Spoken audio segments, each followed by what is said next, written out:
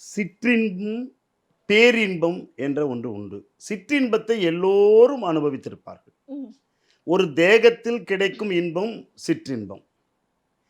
இந்த தேகத்தின் ஒவ்வொரு செல்களுக்கும் அதே இன்பம், மில்லியன் கணக்கான இன்பம் ஒரே சமயத்தில் கிடைத்தால் அது பேரின்பம்.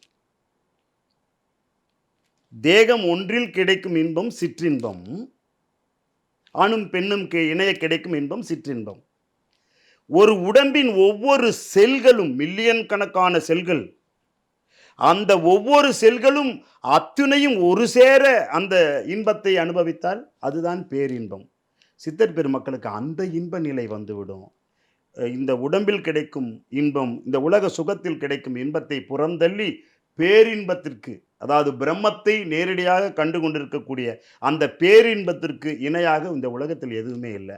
அதனால தான் எத்தனை செல்வங்களை சேர்த்தாலும் சித்தர்கள் அதை வச்சுக்கிறது இல்லை.